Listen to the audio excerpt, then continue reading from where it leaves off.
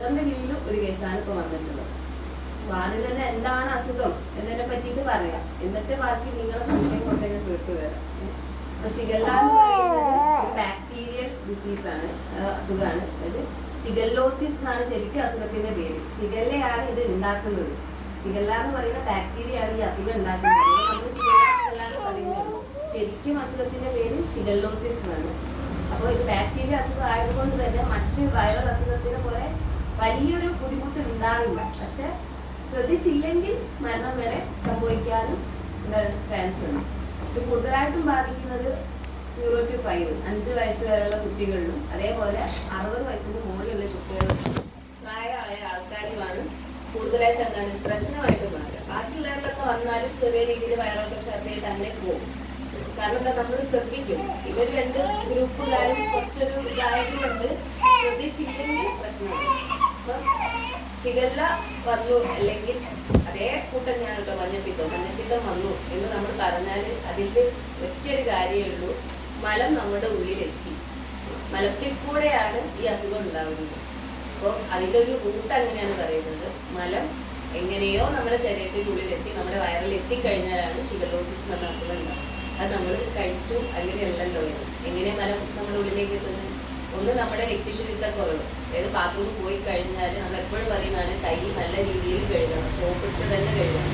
സോപ്പിട്ട് അത് ജസ്റ്റ് സോപ്പിട്ടുള്ളത് കഴിഞ്ഞിട്ടും കാര്യം 20 സെക്കൻഡ്, കുറഞ്ഞത് 20 സെക്കൻഡെങ്കിലും നമ്മൾ തുടർച്ചയായി എല്ലാ ഭാഗത്തും സോപ്പ് എത്തുന്ന രീതിയിൽ, പ്രത്യേകിച്ച് കരളുടെ സൈഡിൽ നല്ല പോലെ കഴുകിയാൽ മാത്രമേ അണുക്കൾ നശിക്കുകയുള്ളൂ. അല്ലാത്ത പക്ഷം എന്താണ്, ആ അണുക്കൾ നമ്മുടെ കഴിഞ്ഞിട്ട് അവിടെ എവിടെയും ഉണ്ടാവും.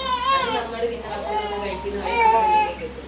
അതേപോലെ തന്നെയാണ് നമ്മുടെ ഭക്ഷണം തുറന്നു വെച്ചിട്ട് കഴിക്കുക. ഈച്ച ഇപ്പൊ എല്ലാവരുടെ വീട്ടിലും ഉണ്ടാവും ഈച്ച, അല്ലെ? ഈച്ച ശല്യം കൂടി വരുന്നുണ്ട്. മഴ തുടങ്ങി ചക്ക മാങ്ങ സീസണൊക്കെ ആകുമ്പോഴത്തേക്ക് ഈച്ച ശല്യം കൂടും. ഈ ഈച്ച എന്താണ്, മലത്തിലൊക്കെ പോയി ഇരുന്നിട്ട് അതേപോലെ ഭക്ഷണത്തിൽ വന്നിരിക്കും. ആ ഭക്ഷണം നമ്മൾ കഴിക്കുന്ന വഴി എന്താണ്, നമുക്ക് അസുഖം വരും. പിന്നെ ഒന്ന് മലിനമായ വെള്ളമാണ്. മലിനമായ വെള്ളം എന്ന് പറഞ്ഞാൽ മെയിനായിട്ട് ഇപ്പത്തെ നമ്മുടെ ഒരു ഭൂപ്രകൃതി അനുസരിച്ച് അടുപ്പിച്ചാണ് വീട്, അല്ലെ? എല്ലായിടത്തും വീടാണ്. പണ്ടത്തെ പോലെയല്ല, അടുത്തടുത്ത് വീടുകളാണ്. ഇവരെ ടാങ്കൊക്കെ എത്ര ഡിസ്റ്റൻസ്, നമ്മൾ ഇത്ര ഒരു ഡിസ്റ്റൻസ് വേണമെന്ന് പറഞ്ഞാലും പലരുടെ ടാങ്ക് അടുത്താണ്. ആ ഒരു ഡിസ്റ്റൻസ് എടുക്കാൻ പറ്റില്ല.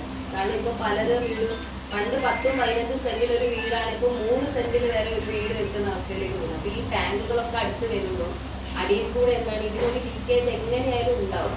മണ്ണിന്റെ അവസ്ഥ ഘടന നോക്കിയിട്ട്.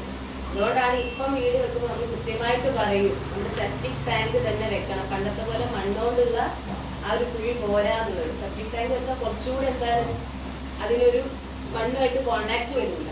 പക്ഷെ പണ്ടത്തെ അധിക ടാങ്കും മണ്ണിട്ട്, നിങ്ങൾക്ക് അറിയാലോ, മണ്ണോണ്ട് ജസ്റ്റ് ഉള്ള ഒരു കുഴി മാത്രമാണ്.